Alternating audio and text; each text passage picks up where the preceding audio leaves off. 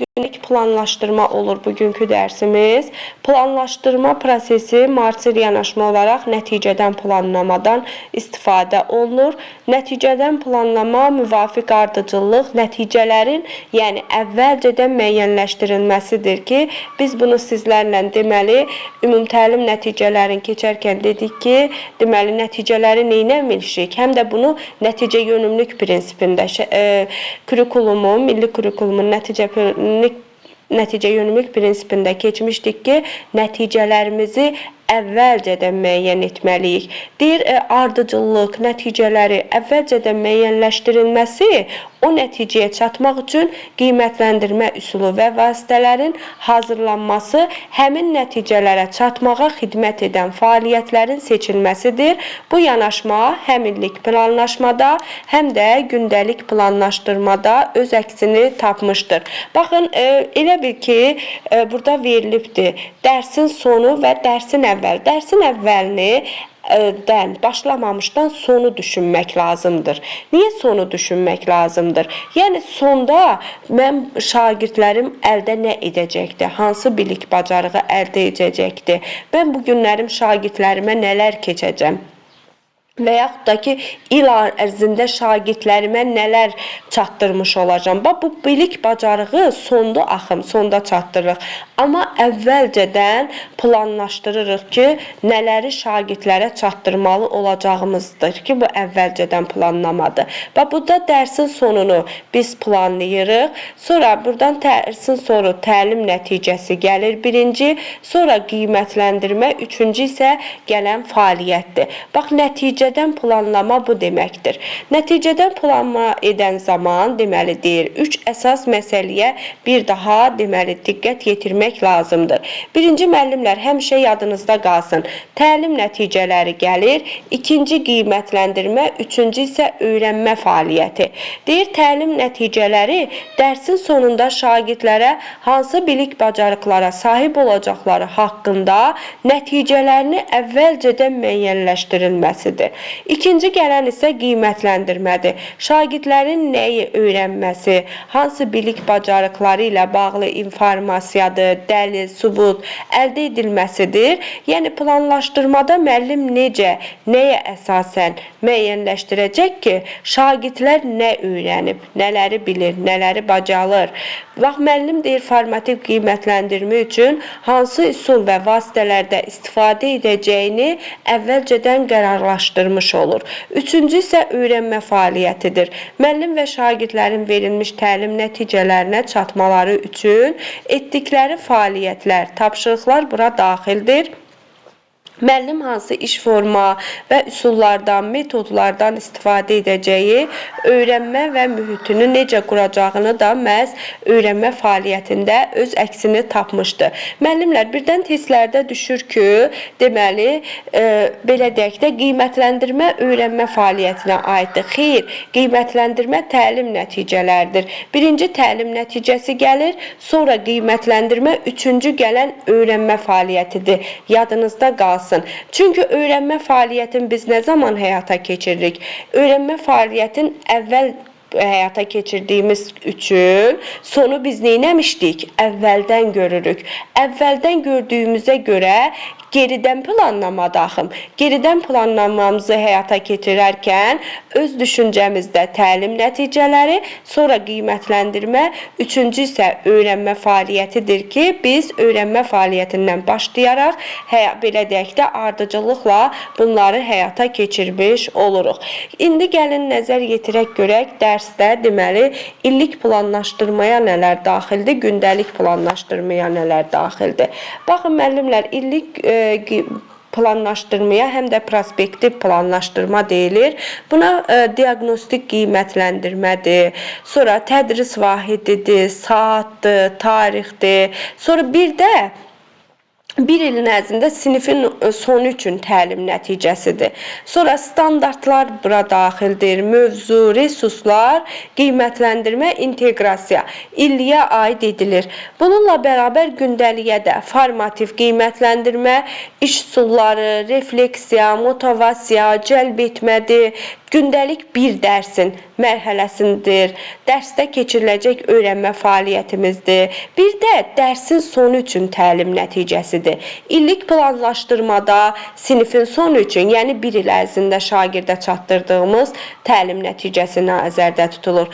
Amma gündəlikdə 45 dəqiqə ərzində dərsin təlim nəticəsi nəzərdə tutulur. Bununla bərabər alt standartlar, mövzu, resurslar, qiymətləndirmə və inteqrasiyada gündəliyə aid edilmiş olur. Bax, hər ikisinin ortaq cəhəti hansılar aiddir? Bax, standartlar həm illiyə, həm prospektivə, belə deyək də, gündəliyə aiddir. Mövzu, resurslar, qiymətləndirmə, inteqrasiya hər ikisində olanlardır.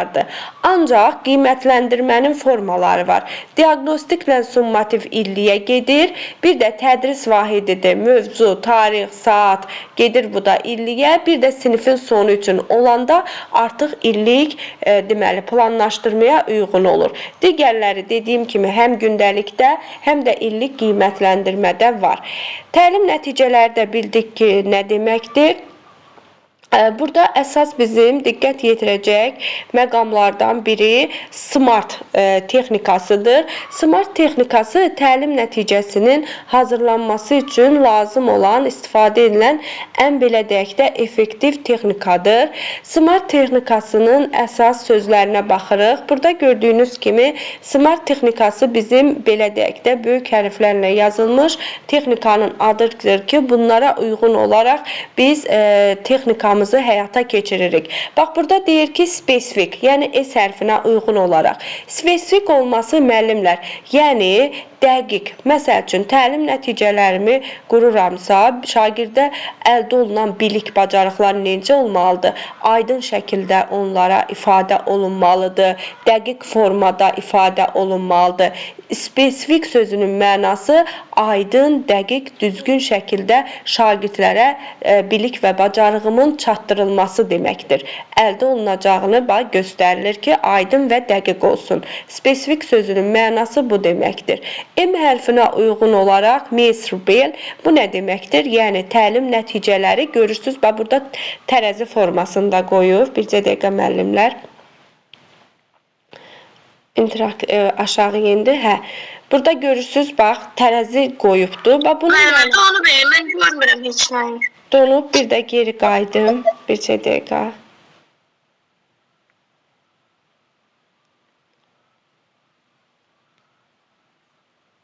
Bircə dəqiqə. Paylaşımı dayandırıb yenidən açacağım.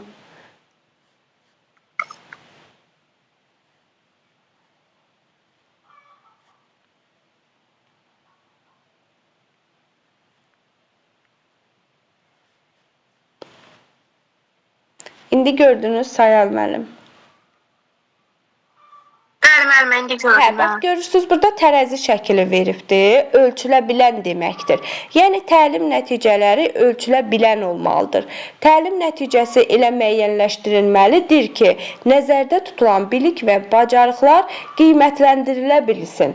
Bax, məsəl üçün, mən təlim nəticələrimi şagirdlərə bilik və bacarıq çatdırıram, düzdür? Onu elə müəyyən etməliyəm ki, ölçülə bilən, yəni ki, uyğunluq. Onları qiymətləndirərkən keçdiyim mövzulara uyğun olaraq onları qiymətləndirim. Məsələn, bu günlərim sizə interaktiv təlimi keçməmişəm, düzdür?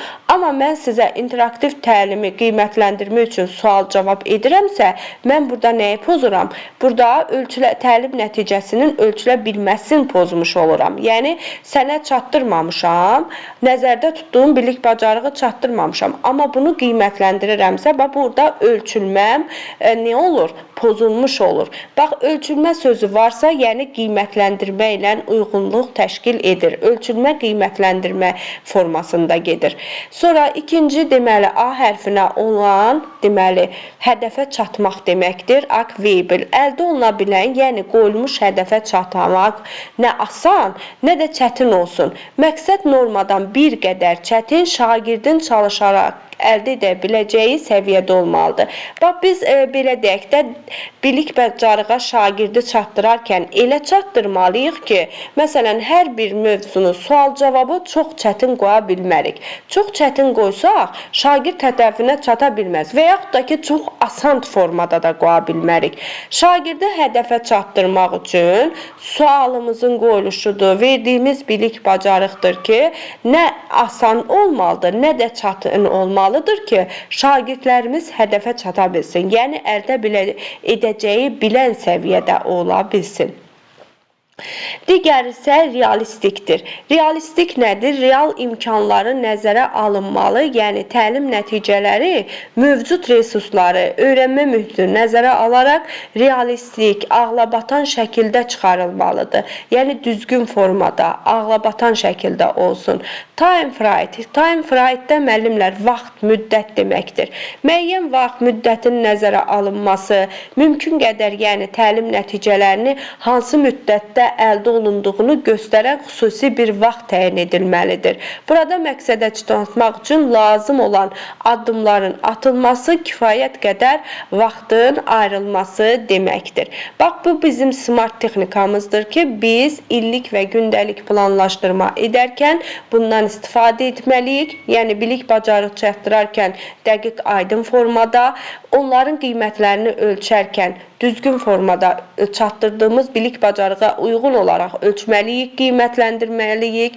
Sonra qoyulmuş hədəfə çatmaq üçün suallardır, keçdiyimiz dərslərimizdir, nə çox asan formada olmalıdır, nə də çətin formada. Məqsəd onları hədəfə çatdırmaqdırsa, onların çalışacaqları səviyyədə etməliyik. Realistik, yəni real imkanları nəzərə almalıyıq. Burada time wide-də vaxtı, müddəti nəzərə alaraq bu illik planlaşdırma, gündəlik planlaşdırmanı hazırlamalıyıq. Sonra burada var ki, müəllimlər dərsin təlim nəticəsi ilə bağlı tez-tez edilən səhvlər var. Bu nə olur tez-tez edilən səhvlərdən biri? Deyir, tövsiyə olunur ki, dərs üçün maksimum 2-3 təlim nəticəsi müəyyənləşdirilsin. Bundan artıq maksimum biz gündəlik olaraq 2-3 təlim nəticəsindən artıq dərs üçün təlim nəticəsi belə deyək də müəyyənləşdirə bilmərik. Bu düzgün formada deyil. Əgər 2-3-dən artıq yazıbsa, bunu səhv hesab edirik. Bu yadınızda qalsın. Sonra təlim nəticəsini şagirdlərə bildirməməsi. Biz təlim nəticəmizi əvvəlcədən şagirdlərə bildirməliyik. Bildirməməyimiz səhv hesab edilir. Yadınızda qalsın. Təlim nəticəsi çox mürəkkəb şəkildə yazılması. Bəli, mürəkkəb şəkildə yazılıbsa, burada əlbəttə ki, şagirdlər çətinlik çəkə bilər. Onların başa düşəcəkləri formada yazılmalıdır. Sonra burada əlavə olaraq deyir, aşağıda məsələlər təlim nəticəsinin yanlış hazırlanmasına səbəb ola bilər. Feillərin stativ olması, yəni ölçülə bilməməyi, feillərin verilməsi, müəllim mərkəzli olması da. Bax, harada müəllim mərkəzli görürsünüzsə yanaşma, bu da yanlış səhvə yol verilmələrdir.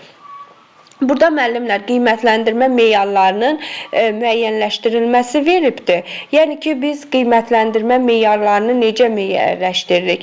Meyarlarımız necə olmalıdır? Meyarlarımız hazırlanarkən uyğunluq prinsipi gözlənilməlidir.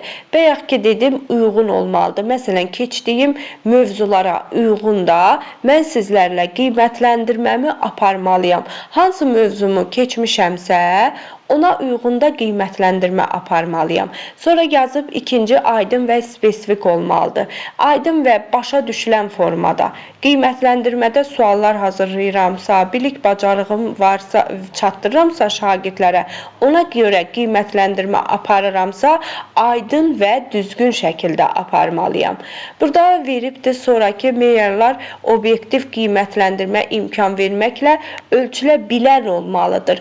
Yəni ölçülə bilən Müəyyən deyəndə bayaq orada da dedik ki, yəni ki, nəzərdə tutulan, deməli, fəaliyyət müşahidə etmək və dəyərləndirmək mümkün olsun. Bunun üçün meyarlar hazırlayarkən fikir verin, Bloom taksonomiyasından istifadə etməliyik. Feillərin təlim nəticəsinə səviyyələrini müəyyən edərkən aydın gözləntilər ifadə edir ki, bu da şagirdin idraki inkişafına izləməyə imkan verir. Bir də effektiv qiymətləndirmə var.